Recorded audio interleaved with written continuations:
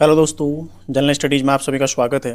तो दोस्तों, 13 से 15 फरवरी के करंट अफेयर्स में आज हम देखेंगे।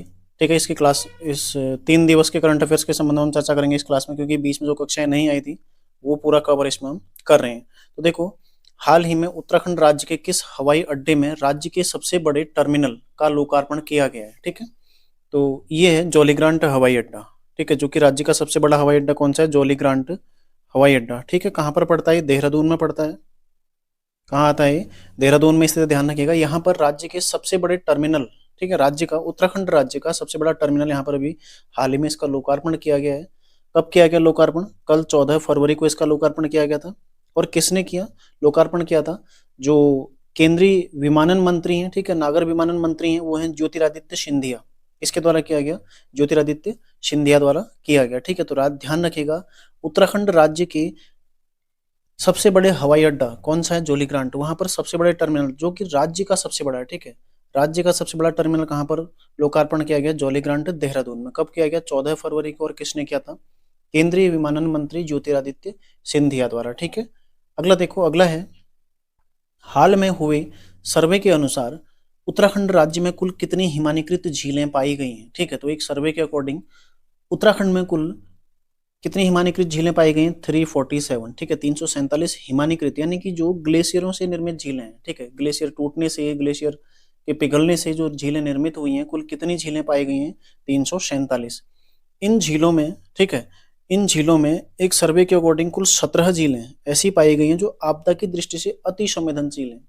ठीक है, तो आप सभी जानते हैं उत्तराखंड में हिमानीकृत झीलों के टूटने से कई बार आपदा की घटनाएं हो चुकी हैं। जैसे केदारनाथ आपदा थी 2021 में, जो तपोवन वाली आपदा आई थी धौलीगंगा में। ठीक है, वो सब क्या है? जो ग्लेशियरों से निर्मित झीलों के टूटने के पश्चात जो आपदा आई थी।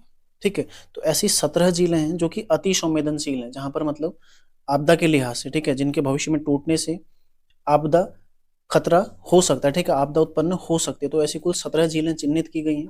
ध्यान रखिएगा, राज्य में सर्वाधिक हिमानीकृत झीलें कहाँ हैं? चमोली में। ठीक है, ये प्रश्न कई बार बन चुका है, राज्य में सर्वाधिक हिमानीकृत झीलें किस जनपद में? चमोली में। कितनी है? 192। दूसरे स्थान पर आता है, देखो, उत्तरकाशी 83 और पिथौरागढ़ में 43। ठीक है, उत्तरकाशी 83 है, पिथौरागढ़ 43 है।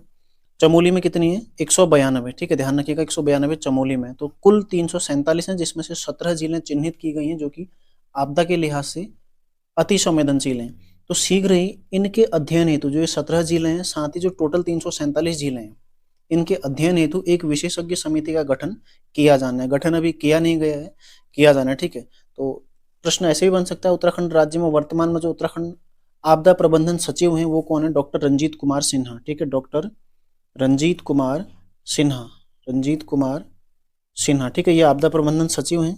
तो इनकी अध्यक्षता में एक बैठक हुई थी हाल ही में, उसमें ये जो आंकड़े हैं ये प्रस्तुत किए गए थे। ठीक है, अगला प्रश्न है, देखो, किस तिथि को विश्व रेडियो दिवस मनाया जाता है? ये कब मनाया जाता है? 13 फरवरी को।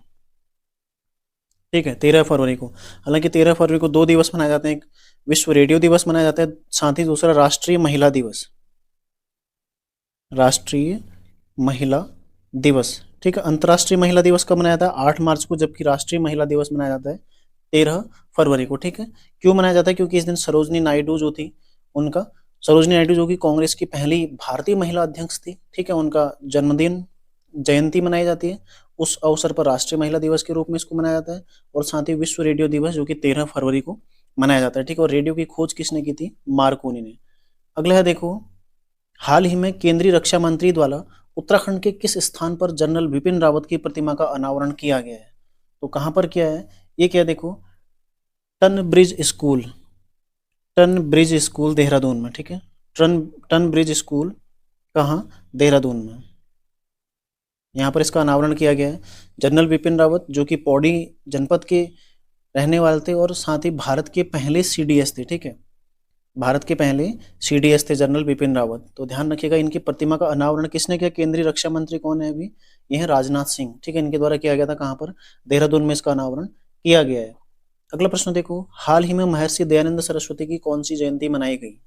तो इनकी जयंती है 200वीं जयंती। कौन सी जयंती मनाई गई? 200वीं। तो महत्वपूर्ण है, इस तरह के प्रश्न यूकेपीएससी कई बार आपसे पूछ चुका है। ठीक है, 200वीं जयंती मनाई गई है, 200वीं, अति महत्वपूर्ण है।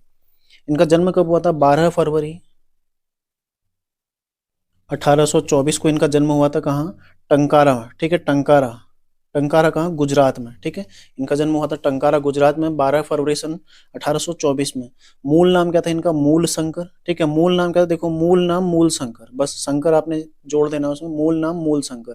महर्षि दयानंद सरस्वती, हाल ही में इनकी 200वीं जयंती मनाई गई है।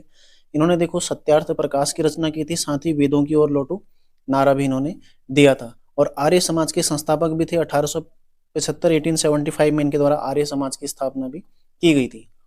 अगला देखो, दक्षिण अफ्रीका में आयोजित अंडर अंडर कर लीजिएगा, ठीक है, इसको अंदर हो गया, अंडर 19 क्रिकेट वर्ल्ड कप 2024 किसने जीता है?